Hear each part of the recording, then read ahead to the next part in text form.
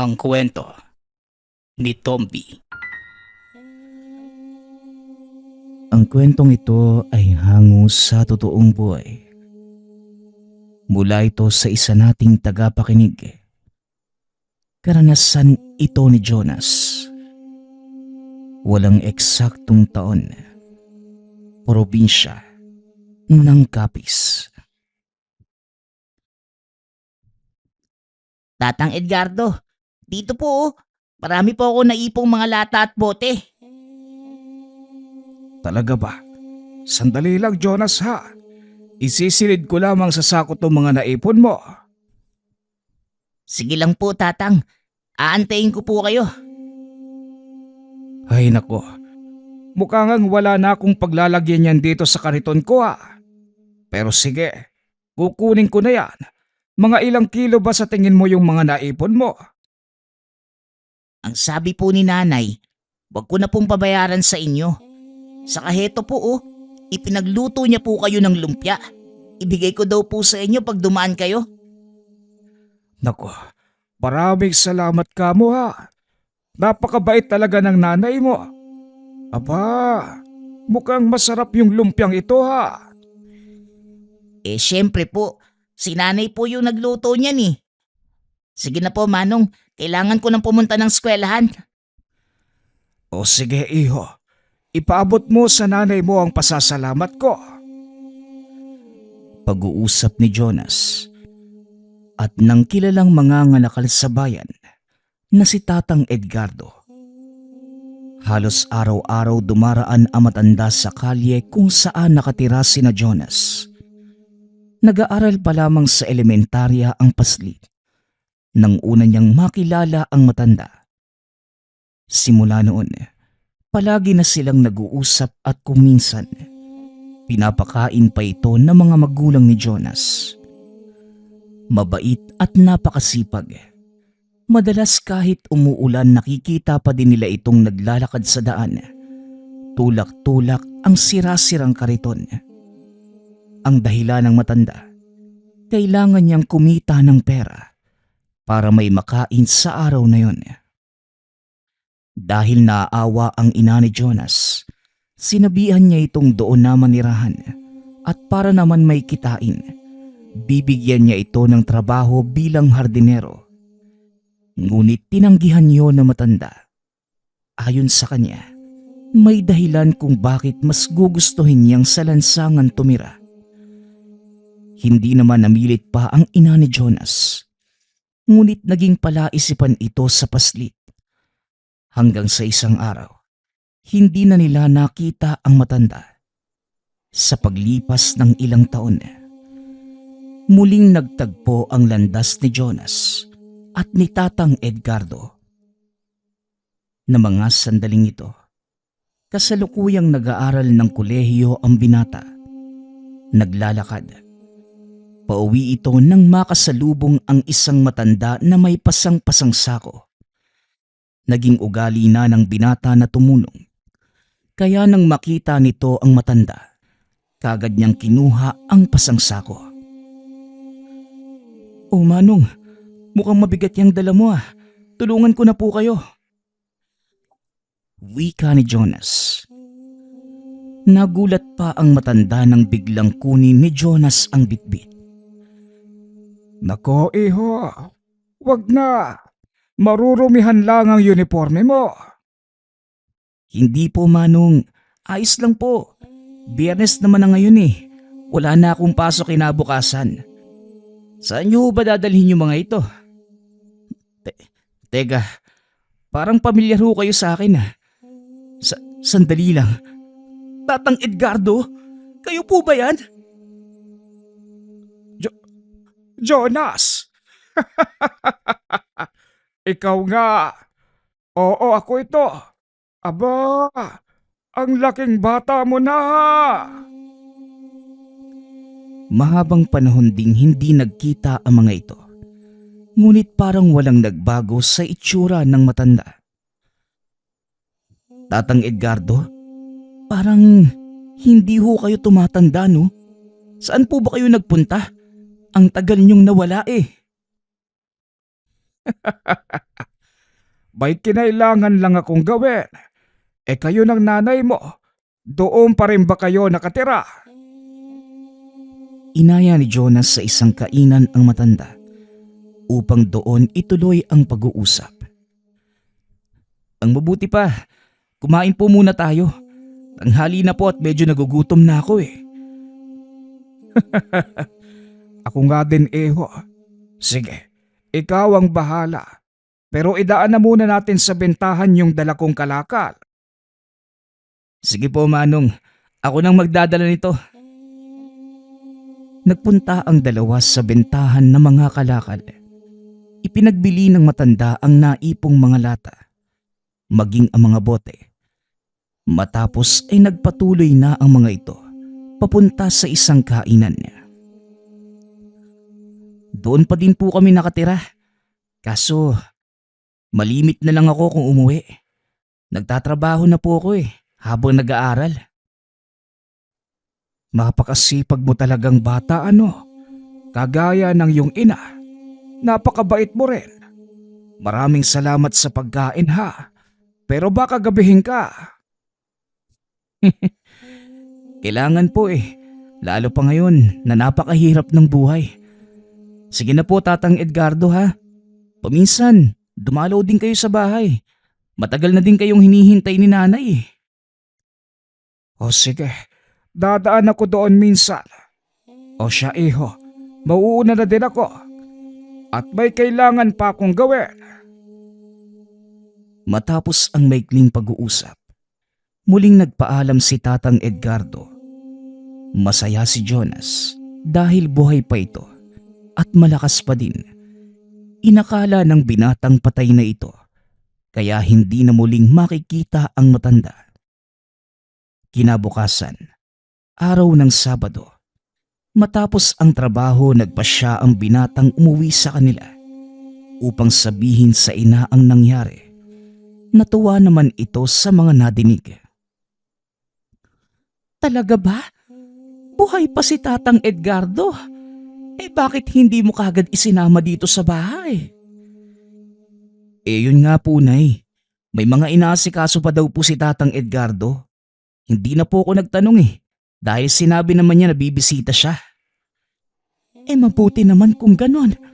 Maraming salamat sa Diyos at buhay pa siya. Ano na pala yung itsura niya ngayon? Yun nga po, Nay. Parang hindi po tumatanda si Tatang Edgardo.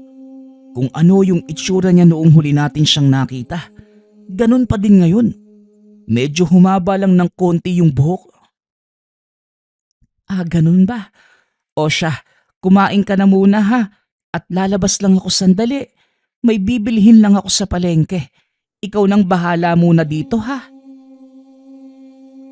Kinagabihan, pagkatapos kumain, napansin ni Jonas na tila namumutla ang ina at parang nanghina. Pupunahin na sana ito ng binata nang biglang matumba ang ina. Nay, ano pong nangyari sa inyo? Nay, gumising po kayo! Ngunit hindi sumasagot ang ina. Dali-daling lumabas ng tahanan si Jonas para humingi ng tulong sa mga kapitbahay. Pagkarating sa labas, sakto namang nakita nitong nakatayo si Tatang Edgardo sa gilid ng daan. Tatang Edgardo, mabuti po at nandito kayo. Si nanay po, kailangan niya ng tulong. Biglang nawala ng malay Hindi ko po alam kung bakit. Yan mismo ang dahilan kung bakit ako narito, Iho. Nasaan ang nanay mo? Laking pagtataka ni Jonas sa sinabi ng matanda.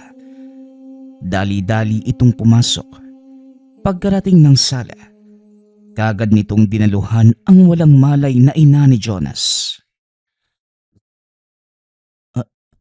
Ano po sa tingin niyo yung nangyari kay nanay? Alam kong hindi ka maniniwala, Jonas. Pero ang nanay mo, may gambala akong nararamdaman sa kanya. Gambala?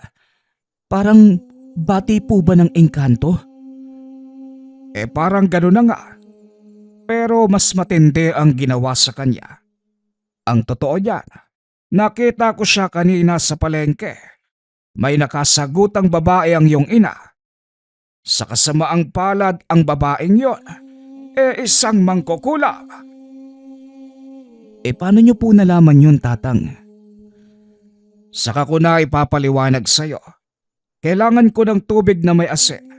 Magdala ka na din ng kandila kung meron. Dali-daling sumunod ang binata. Kumuha ng mga bagay na sinabi ng matanda.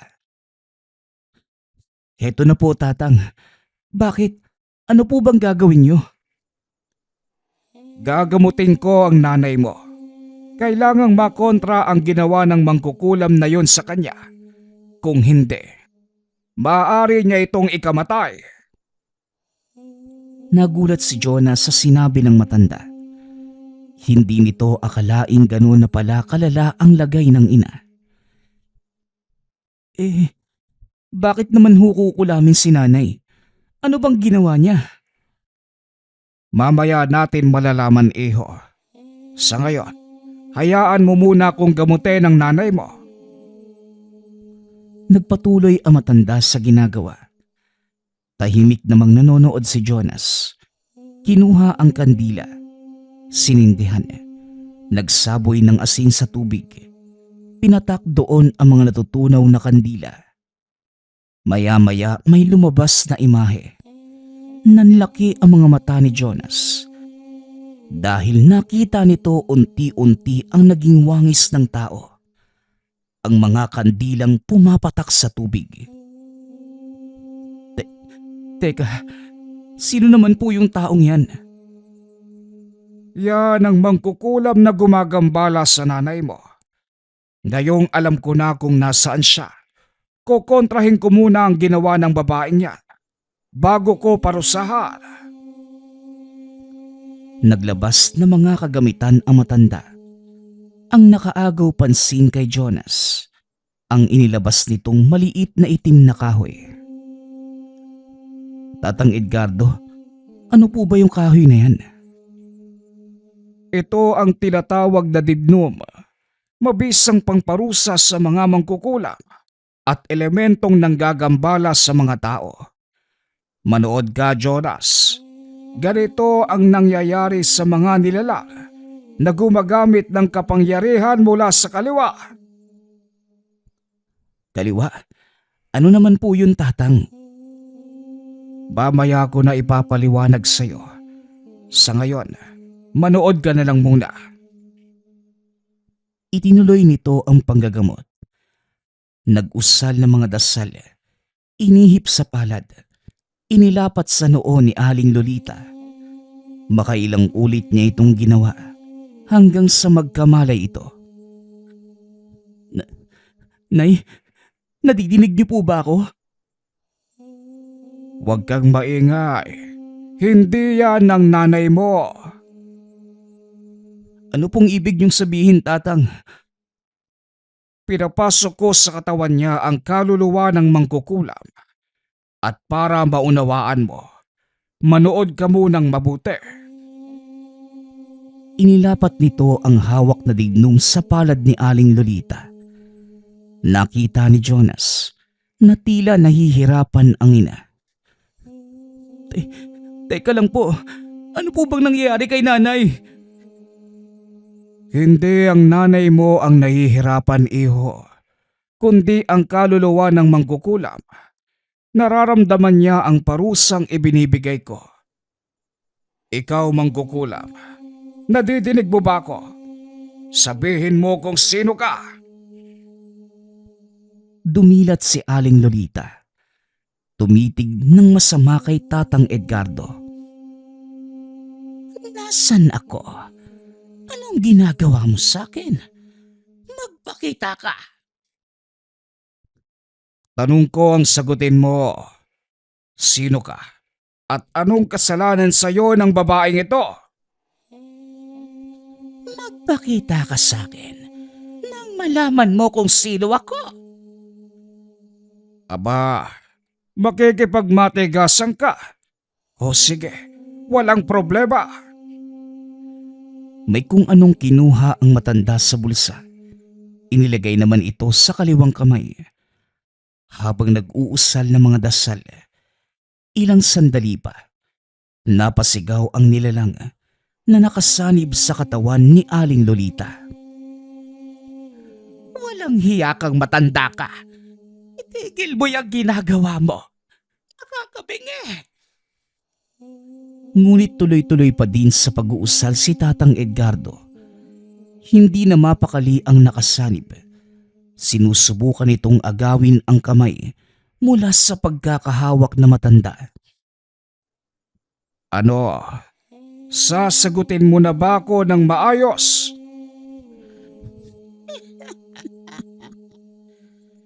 Manigas ka, tanda. Ganon. O sige, tignan natin kung sino ang maninigas. Ang totoo, binigyan pa kita ng pagkakataon. Kaya kong pagalingin ang biktima mo kahit hindi mo pa alisin ang inilagay mong sakit sa katawan niya. Pero ngayon, kung nakikipagmatigasan ka sa akin, papatayin na lang kita.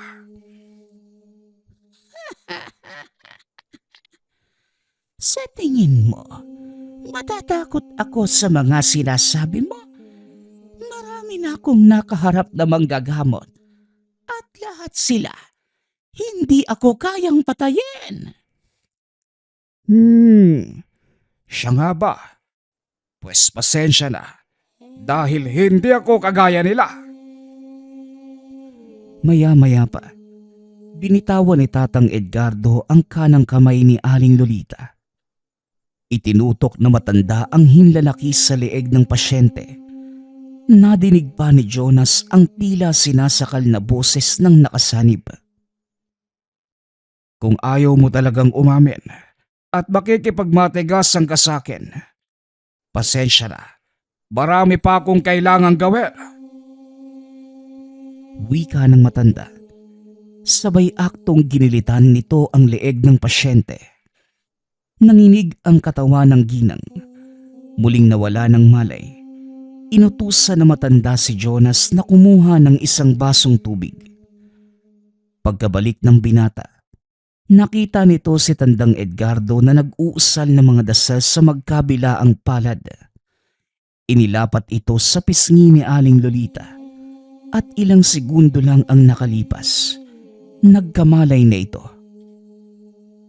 Teka, anong nangyari? Bakit ako nakahiga rito? At teka, sino naman yung taong yan? Tatang Edgardo, ikaw ba yan? Oo, Lolita. Ako nga ito. Maligayang pagbabalik. Sandali lang at huwag ka munang tatayo ha. Nanghina ka ng husto dahil sa nangyari. Sabihin mo nga sa akin, ano ba ang nangyari sa iyo at napag-interesan ka ng mangkukulam? Hindi ako sigurado sa mga sinasabi mo, Manong. Marami akong nakakasalamuhang tao eh. Pero kahapon, habang nasa palengke ako, nakasalubong ko si Aling Pasing. Kung natatandaan mo, Jonas, siya yung matandang may utang sa atin. Binati ko lang naman at tinanong kung kailan niya babayaran yung utang. Ayun, nag-iskandalo sa palengke. Tinalikuran ko na lang kesa lalo pang magkagulo. Tama naman ang ginawa mo, Lolita. Pero talagang may pagkahayop yung sinasabi mong babae, no? Hindi ako maaaring magkamali, Lolita. Siya mismo ang kumulam sa'yo.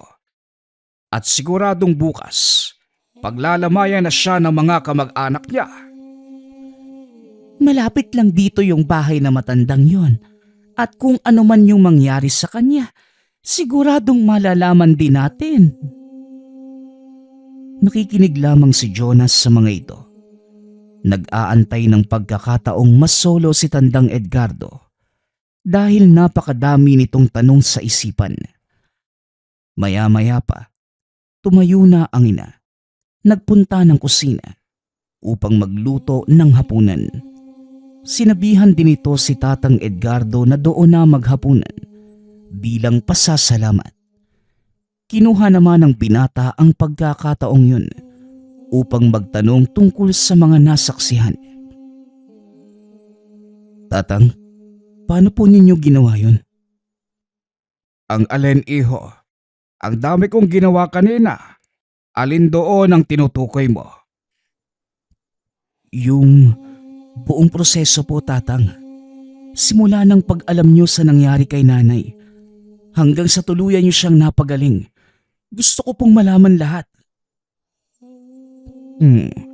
Mahirap ipaliwanag ang ginawa ko, iho. Pero sige, sisikapin kong isa-isahin ito para mas maunawaan mo. Ang tawag sa ginawa ko kanina, kumbate espiritual. Isa itong uri ng pakikipaglaban sa pamamagitan ng kapangyarihan ng iyong espiritu. Kung ganun, parang yung kaluluwa mo'y nakikipaglaban. Ganun po ba yun, tatang? Magaling. Pabilis kang makaintindi. Oo, tama ang sinabi mo. Ngunit hindi yung ganong kadali. Dahil kailangan mong kumonekta sa espiritu ng makakalaban mo. Dahil kung hindi, mawawala ng silbi ang mga tigalpong ibabato mo sa kanya. Kumonekta? Alam ko na. Kailangan mo siyang matuntun. At kagaya ng ginawa nyo kanina, pinasanib nyo sa katawan ni nanay yung mangkukulam. Tumpak ka na naman, Jonas! Matalino ka talagang bata! Ano naman po yung tigalpo? Ang tigalpo, isang uri ng ataking ginagamit sa kombate espiritual. Pwede din itong gamitin sa pisikal na laban. Depende sa uri ng tigalpong gagamitin. May malalakas at may mahihina. Pero parehong nakakapinsala. Meron din namang uri ng tigalpo na nagbibigay ng ginhawa sa taong patutungkulan mo nito. Kagaya ng ginawa ko kanina sa iyong ina. Pinatulog ko ang kanyang kaluluwa upang magbigay daan sa kaluluwa ng mangkukulam. Nabanggit po ninyo kanina yung tungkol sa mga nilalang na gumagamit ng kapangyarihan sa kaliwa. Ano po ba yun, Manong? May kanan din po ba? Tama ka, iho. Talagang detalyado ang mga tanong mo. Bagay na bagay sa kurso mong abogasya. Nakasanayan lang po, tatang. Pasensya na po kayo, ha, kung marami po akong tanong. Ayos lang yan, iho. Maigi na yung marami kang nalalaman. Kesa naman nagmumukha ka lang matalino na wala ka namang alam. Bueno, tama ka. Ang tawag sa aral na ginagamit ko, lihim na karunungan. Nahati sa dalawang panig ang karunungang ito. Lilinawin ko lang, Jonas. Hindi Diyos ang naghati nito sa dalawa, kundi tayo mismong mga tao. Bakit naman po, Manong? Ang karunungan ng Diyos, walang hanggan. Walang sino man ang nakakasukat nito, kaya hindi lubusang nauunawaan ng mga tao. Nagkaroon ng pagtatalo sa dalawang panig at kalaunan, nahati sa dalawa. Kaliwa para sa mga taong gumagamit nito sa kasamaan at kanan naman para sa mga taong nananatili sa prinsipyo ng paggawa ng mabuti.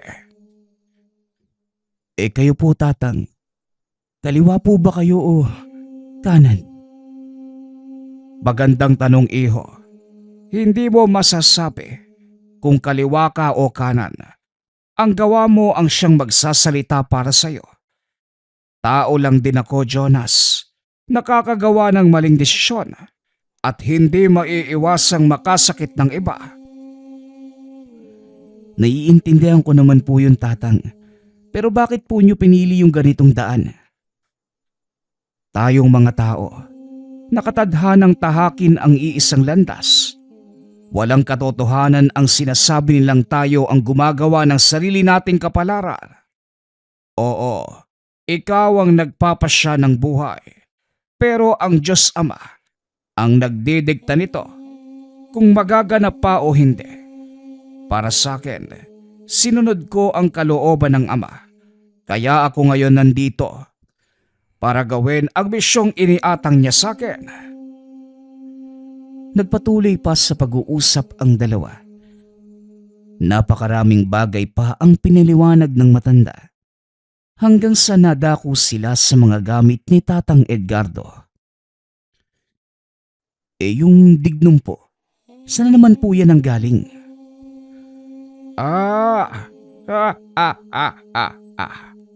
Ito ba? Nanggaling ito sa aking maestro.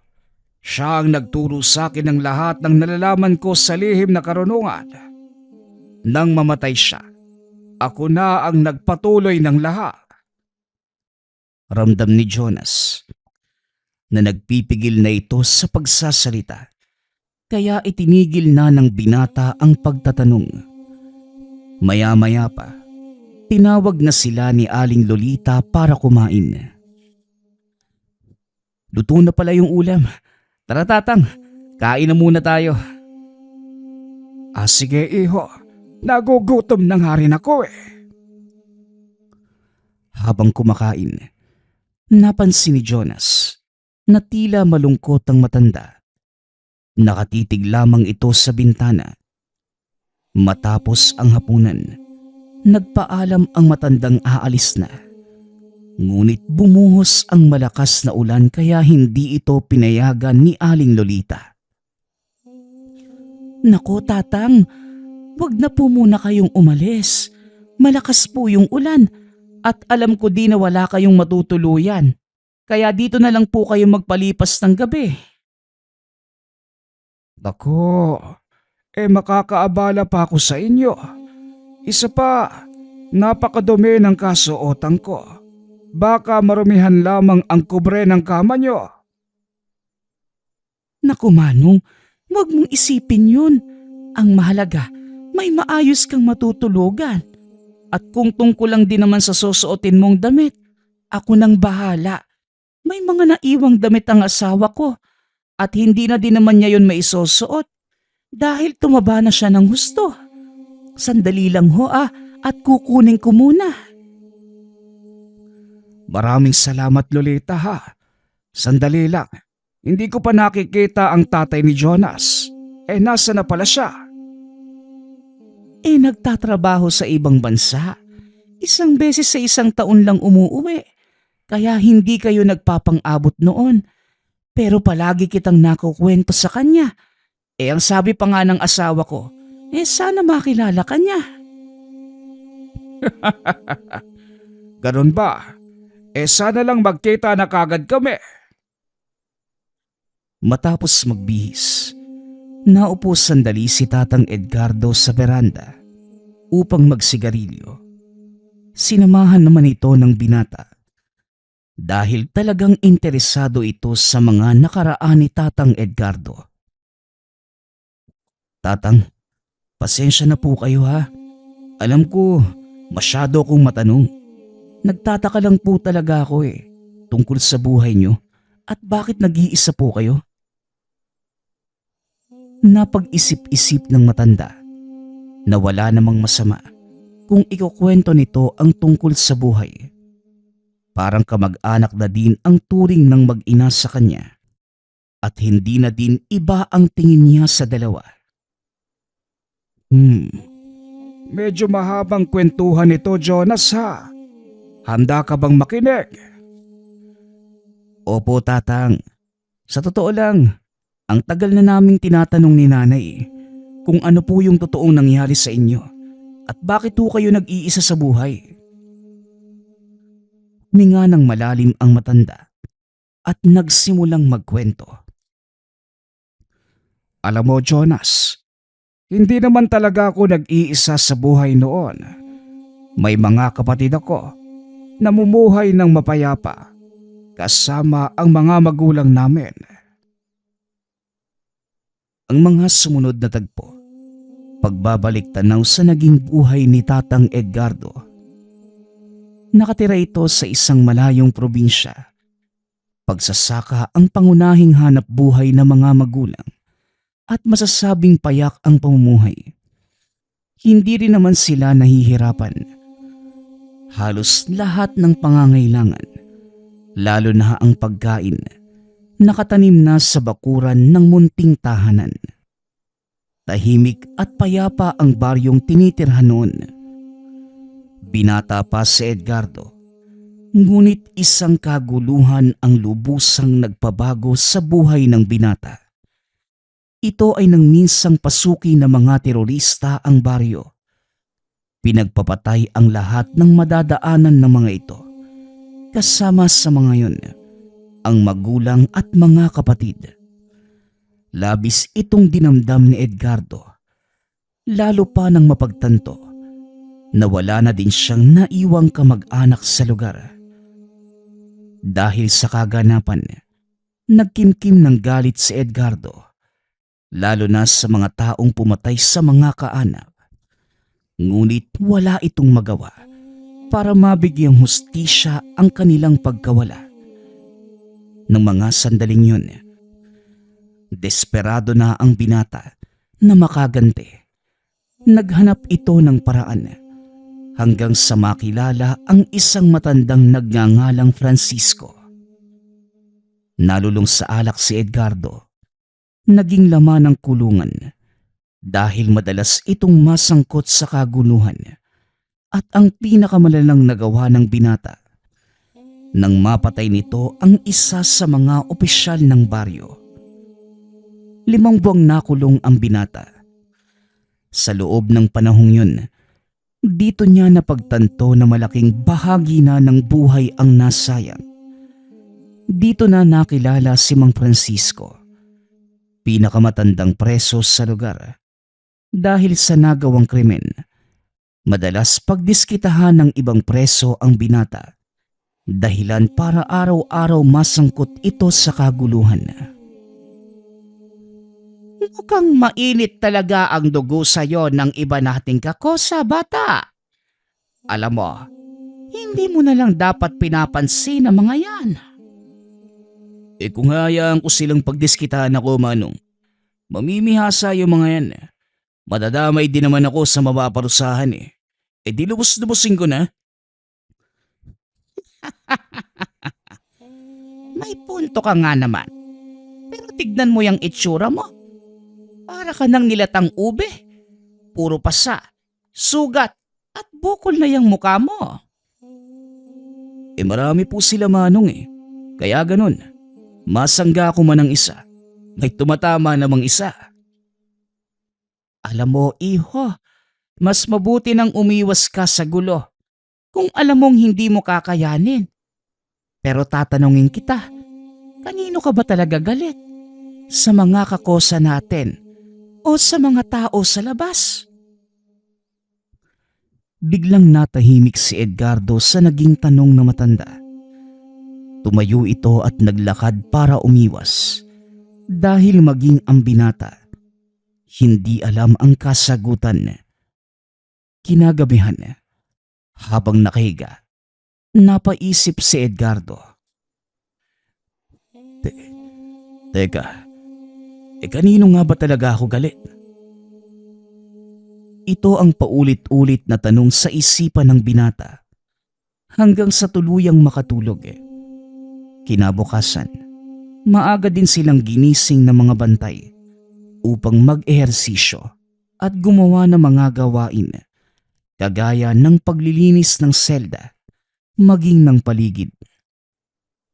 Nakasanayan na ni Edgardo na tuwing ganitong oras, siya ang pinagdidiskitahan ng mga kapwa preso. Lumapit ang mga ito sa kanya para gambalain sa ginagawa. Itinapon ng isa sa mga preso ang basurang pinaglalagyan ni Edgardo ng kalat. Mukhang may naiwan pang kalat dito, bata. Ayusin mo nga yung paglilinis nang hindi nagagalit sa'yo si Warden.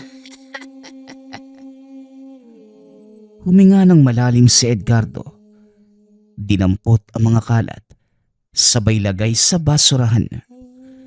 Nakamasid lamang si Mang Francisco ng mga oras na yun. Nagulat ito dahil hindi pinatulan ng binata ang mga kapwa preso.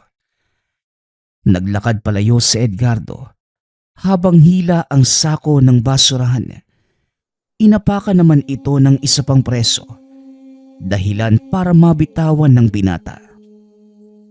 Napailing na lang si Edgardo, muling bumalik para damputin ang mga nagkalat na basura. Akmang sisipain na sana ito ng isang preso nang biglang sumigaw si Tatang Francisco.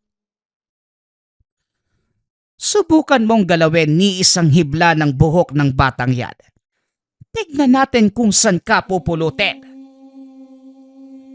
Nilingon ni Edgardo ang matanda. Nakita itong nakaupo sa isang sulok habang may hawak na walis. Oy, si Tatang Francisco. Huwag ka nang makisali sa laro namin. Hindi ka naman namin ginugulo eh. Hindi ko na uulitin ang sinabi ko, Oscar. Tigilan niyo ang binatang yan. Alam mo, tanda, masyado ka nang nagmamatapang eh. Pasalamat ka. Hindi ako pumapatol sa matanda. Ako din naman, Oscar. Ayokong pumatol sa mga taong gamunggo ang utak. Kaso, mukhang mapipilitan na yata ako. May araw ka din, tanda. At ikaw naman, Totoy. Huwag kang harang-harang sa daraanan ko. Kung ayaw mong samain ka. Umalis na ito ng tuluyan. Nagpatuloy naman si Edgardo sa pagdampot ng mga basura. Dinala sa tamang tapunan. Pagkabalik ng binata, naroon pa rin si Tatang Francisco. Manong, tumawag na ng pang-agahan na. Bakit nandito pa din kayo? Hinahantay kita, iho. Alam mo, punong-puno na ako sa ginagawa ni Oscar. Pero ang ipinagtataka ko, bakit hindi ka na lumalaban? Napag-isipan ko. Wala naman ding saysay kung lumaban pa ako eh. Oo, nung una, gusto kong patunayan sa kanila na hindi ako pwedeng api-apihin. Pero sa bawat araw na dumaraan, mukhang lalo lang lumalala yung sitwasyon eh. Mukhang natauhan ka na din. Siya nga pala, ang pangalan ko ay Francisco. Ako naman po si Edgardo. Maraming salamat nga po pala ha. Teka, bakit gano'n na lang yung takot sa ng mga taong yun? Kagaya ng sinabi ni Oscar, hindi niya lang ako pinapatulan. Dahil matanda na ako. Tara na, kumain na tayo. Lingid sa kalaman ni Edgardo na may mas malalim na dahilan kung bakit iginagalang ang matanda at kinakatakutan ng lahat. Saka pa lamang ito nalaman ng binata nang minsang ipatawag ito ng warden tungkol sa kaso. Ipinatawag kita tungkol sa kaso mo. Hindi naghain ng demanda ang pamilya ng napatay mong kagawad. Nakikita ko namang mabait kang tao. Kaya magpakabait ka lang at siguradong makakalabas ka ng maaga. Talaga po, Warden. Salamat naman sa Diyos. Ano po ba yung nangyari? Bakit hindi sila nagsampa ng kaso? Napatunayan na dumidepensa ka lang eh. Kaya mo siya napatay. Yun naman po talaga yung kwento ko sa mga pulis. Kaso lang, hindi ako pinaniwalaan eh. Alam mo naman ang hustisya, bulag hanggat walang ebidensya. Siya nga pala, iwasan mo yung pakikipagsalamuha kay Oscar ha. Mapapasama ka lang lalo dyan eh. Yun nga din po yung sinabi ni Mang Francisco. Iwasan ko daw sina Oscar. Kaso, sila din mismo yung lumalapit eh. Nagulat ang warden sa sinabi ng binata. Dahil hindi ito nakikipag-usap sa iba, maliban sa kanya. Ano? Nakausap mo si Mang Francisco? Himala, walang ibang kinakausap yung matandang yun, kundi ako. Napapansin ko nga din po yun eh. Pero gaano ba katagal yang si Mang Francisco rito? Nandito na yan ang una akong madestino. Di ako sigurado kung gaano nakatagal nakakulong yung matandang yun. Ano ba yung kaso ni Mang Francisco? Ayoko sanang sa akin manggaling to eh. Pero sasabihin ko na din para may ideya ka. Isang buong baryo ang pinatay ng taong yun sa loob lamang ng isang gabi. Nanlaki ang mga mata ni Edgardo nang madinig ang sinabi ng warden. Hindi nito lubos maisip na magagawa yon ng napakahinahong matanda. Ano ka mo? Isang buong baryo? E paano niyang ginawa yun, warden? Kagaya ng sinabi ko, ayokong manggaling sa akin yung kwento. Total nagkakausap naman kayo. Bakit hindi mo siya tanungin? Matapos yun, muling bumalik sa selda si Edgardo. Nilapitan ito ni Mang Francisco upang kausapin. Kumusta naman ang pag-uusap niyo ni Warden?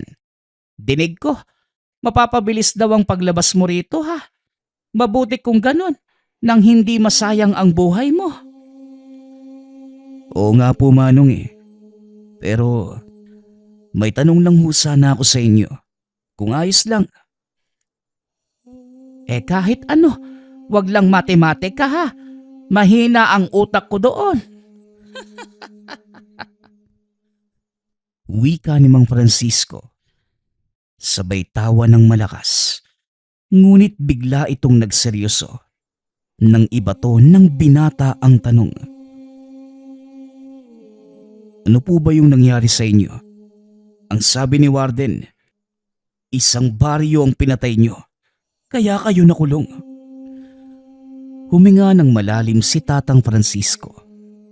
Tumayo, sabay harap sa pinto ng selda. Inakala ni Edgardo na aalis na ito. Ngunit laking gulat ng binata dahil nagsimulang magkwento ang matanda. Totoo ang sinasabi ni Warden.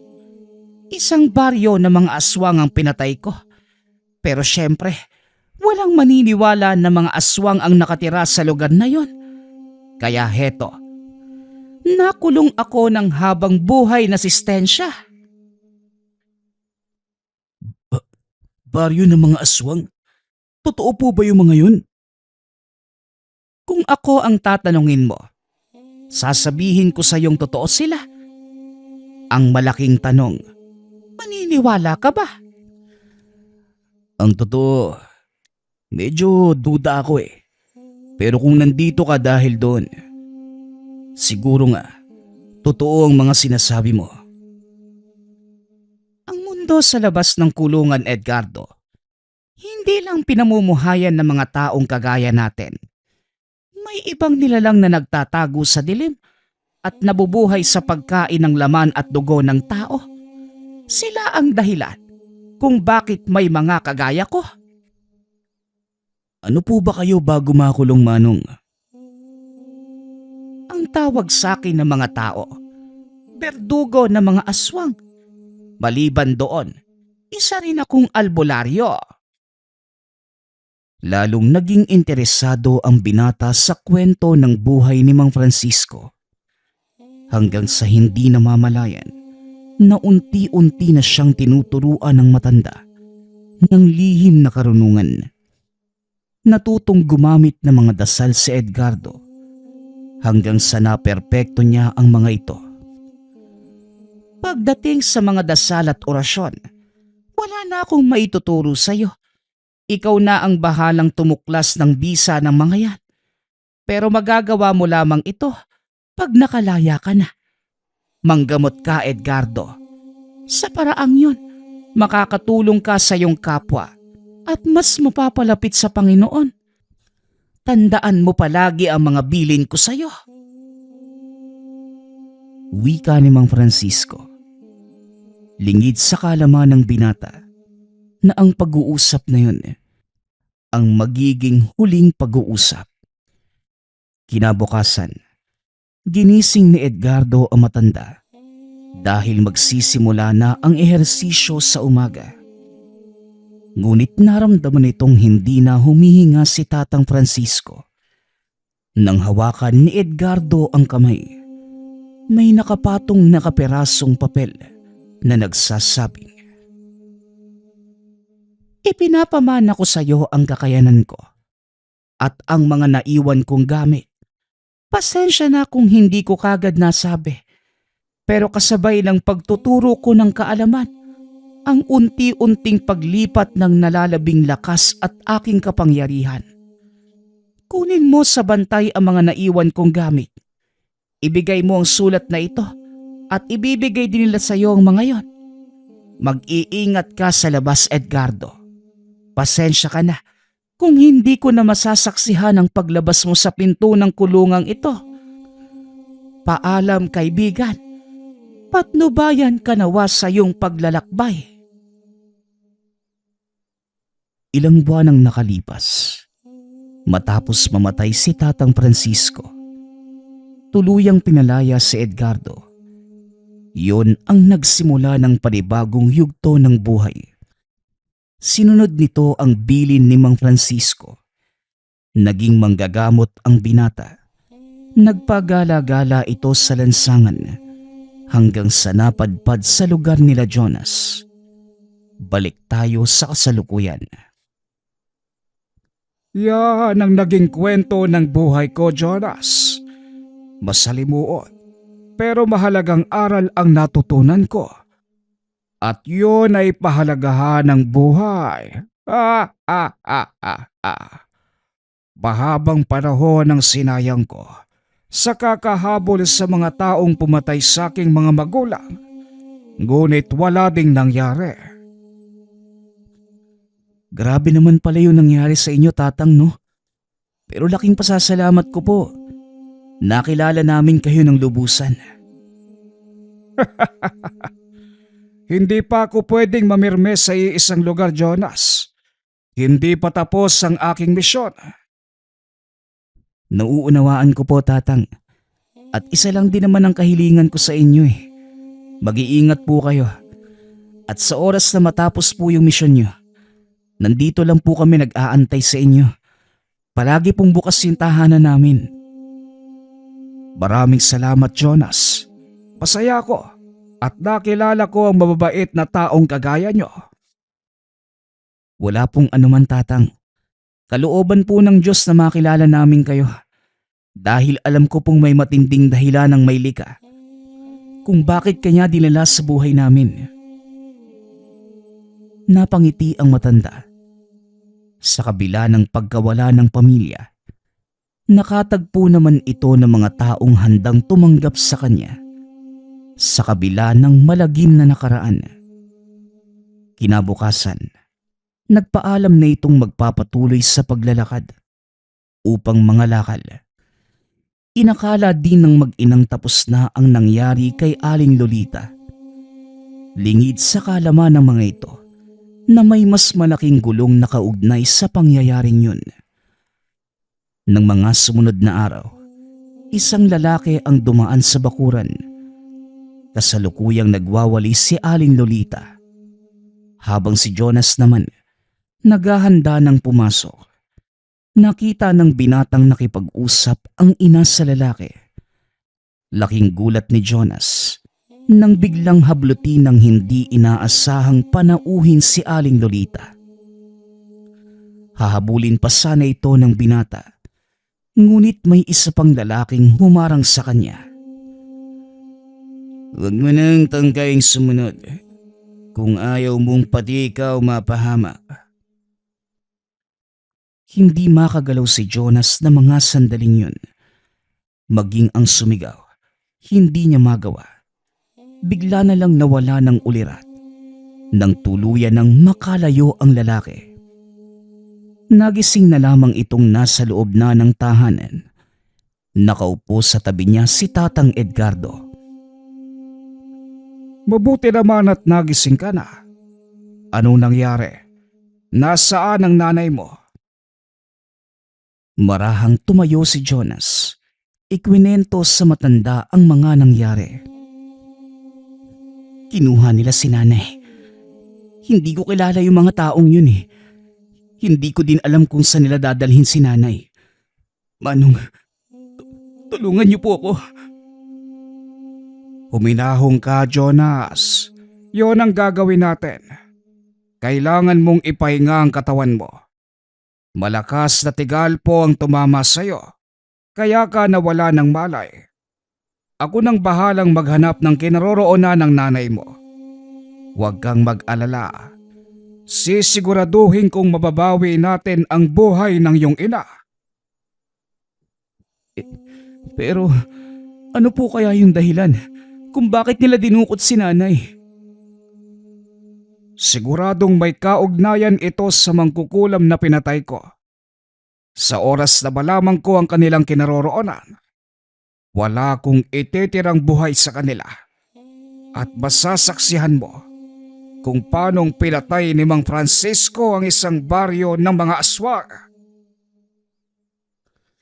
Nakita ni Jonas ang biglaang pagbabago ng reaksyon ng mukha ng matanda. Naging mas mabangis at matatanaw ang galit sa mga mata. Kinahaponan, nagsagawa ng ritual ng pagtatawa si Tatang Edgardo gamit ang damit ni Aling Lolita. Nagawa nila itong matunton, hindi kalayuan mula sa tahanan. Sasama po ako, Tatang. Pakiusap. Walang problema. Basta't huwag ka lang haharang sa daraanan ko at sundin mo ang lahat ng sasabihin ko. Pinuntahan ng mga ito ang lugar. Nakita ang ilang grupo ng kalalakihan. Napapalibutan ng mga ito ang isang tahanan. Kagaya ng inaasahan, nagpakita ka din sa wakas. Ngayon, pagbabayaran mo ang pagkamatay ng kapatid namin. Hindi ako sigurado kung yan nga ang mangyayari. Pero kung yan ang pinaniniwalaan mo, ikaw ang bahala. Aba, masyado kang mayabang ah. Baka nakakalimutan mong may hawak akong alas. Alas baka mo. Sa palagay mo, matitinag ako ng pagtatago sa likod ng bihag. Pinatutunayan mo lang sa akin na isa kang malaking duwag. Tignan natin kung makapagsalita ka pa ng ganyan. Sa oras na patayin ko ang matandang baba. Teka, nasaan ang bihag? Laking gulat ng lalaki dahil biglang nawala si Aling Lolita sa tabi. Ano nga ulit yung sinasabi mo? Sinong bihag yung papatayin mo? Napatingin sa kanya ang lalaki.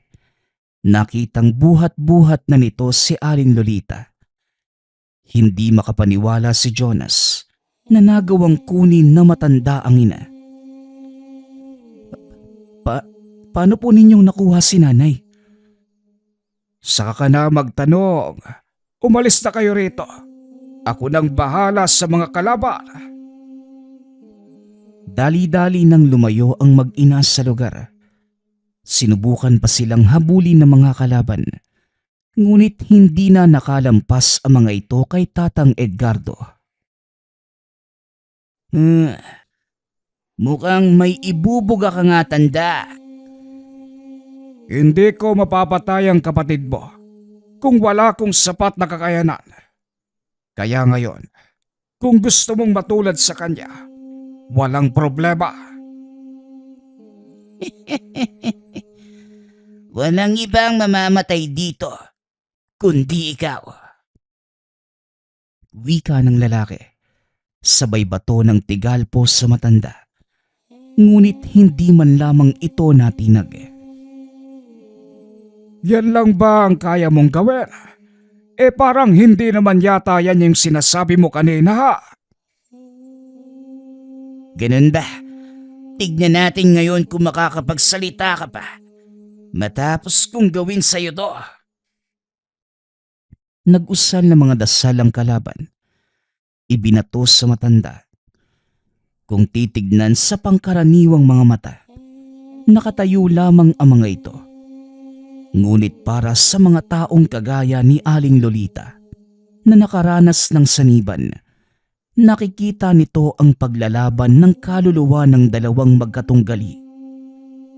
Hindi ito makapagsalita. Nanatili lamang itong nakatitig sa dalawang naglalaban. Hanggang sa muling pag-atake ng matanda, napaluhod ang kalaban. Bumuluwak ang dugo sa ilong at bibig. Pilit itong tumatayo at gumanti ng pag-atake. Sa kasamaang palad, wala pa rin itong nagawa. Sa pagkakataong yun, tumulong na ang mga kasamahan nito. Ngunit wala pa ding nagawa ang pinagsama-sama nilang lakas sa hawak na bertud ni Tatang Edgardo. Sa paningin ng mga kalaban, isang makinang na nilalang ang nakatayo sa harapan nila. May 6 na pakpak, 4 na kamay. Bawat isa sa mga kamay na ito may gintong sibat. Isa-isang binabato ng nilalang ang sibat na tumarak sa katawan ng mga kalaban. Ang ilan ay nagtangkapang tumakas, ngunit hindi rin nakaligtas ang mga ito sa huling atake ni Tatang Edgardo. Hinawakan ni Aling Lolita ang kamay ni Jonas. Saka pa lamang nakita ng binata ang pag-ula ng gintong palaso mula sa kalangitan. Naalala ni Jonas ang kwento ni Tatang Edgardo kung paanong pinatay ni Mang Francisco ang isang buong baryo ng aswang. Nilapitan ni Jonas ang matanda upang alalayan. Nakikita niyang dahan-dahan na itong natutumba. Tatang Edgardo, ayos lang po ba kayo? Ayos lang ako. Talagang nakakapanghina lang ang ganong uri ng tegalpo. Alalayan mo lang akong makapaglakad. Pahinga lang at mainit na kape ang kailangan ko. Matapos ang laban, umuwi ang mga ito sa tahanan nila Jonas. Kinabahan ng binata dahil alam niyang makukulong muli si Tatang Edgardo. Paano na yan, Tatang? Di babalik na naman kayo sa kulungan? Hindi. Sa palagay ko, matutunaw ang katawan ng mga tinamaan ng tegalpong yon. At abo na lamang ang matitira. Mabuti naman kung ganun, Manong. Salamat naman sa Diyos at nailigtas niyo si Nanay. Nangako ko sa iyo, Jonas. At bilang ganti sa lahat ng binigay niyong tulong. Wala naman ho kayong dapat ipag-alala tungkol doon eh. Kusang loob po namin ang pagtulong at hindi po kami nag-aantay ng kapalit. Ito po ang kinalakihan ko. Si Nanay po yung nagturo sa akin ito. Nakapagtutulong ka, bukal dapat palagi sa kalooban mo at huwag kang mag-aantay ng anumang kapalit. Matapos ang kaganapang yun, muling nagpaalam si Tandang Edgardo. Hindi na sana papayag si Jonas, ngunit wala na itong nagawa. Ito ang huling beses na nakita ni Jonas ang matanda. Nagpatuloy ito sa pag-aantay na magbabalik ito. Ngunit nakalipas na lamang ang ilang taon. Hindi na ito muling nagpakita. Nalungkot ang binata. Hindi tinupad na matanda ang pangako sa kanya. Ngunit isang araw, nagulat ito nang may dumating na maliit na kahon. May kasama itong sulat. Napangiti si Jonas nang malaman kung kanino ito nagmula. Kay Tatang Edgardo. Binasa nito ang nilalaman ng sulat. Nalungkot ang binata. Napag-alaman nitong wala na si Tatang Edgardo. Ito ang nilalaman ng sulat. Pasensya ka na kung hindi ko natupad ang aking pangakong uuwi sa inyo.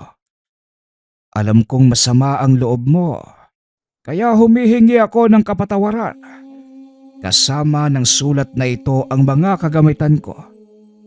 Iniiwan ko ito sa iyo. Kasama ng mga gamit isang libretang naglalaman ng mga dasal. Kung gusto mo, pag-aralan mo ito at nawa ay gamitin sa kabutihan. Ito lang ang tanging kahilingan ko. At nawa ipagpatuloy mo ang sinimulan namin ni Mang Francisco. Malaki ang tiwala ko sa iyo at alam kong isa kang mabuting tao. Huwag mong hayaang baguhin ka ng mundong ginagalawan mo. At sa halip, ikaw ang gumawa ng paraan para magbago ang mundo. Hanggang dito na lamang ako, Jonas. Maraming salamat sa mga alaala at ibinahagi mo sa akin na minsan sa aking buhay. Naranasan ko muli ang magkaroon ng buong pamilya. Naluha si Jonas sa mga nabasa. Ngunit masaya ito. Hindi man bumalik si Tatang Edgardo. Nag-iwan naman ito ng mga alaala. Mahalagang bagay na maaaring magamit ni Jonas sa pagtulong sa kapwa at para maituloy ang sinimulan ni Tatang Edgardo. Nagpapasalamat nga pala ako sa lahat ng sumusuporta sa ating channel. Nawa ay patuloy niyong suportahan at pakinggan ang ating mga kwento.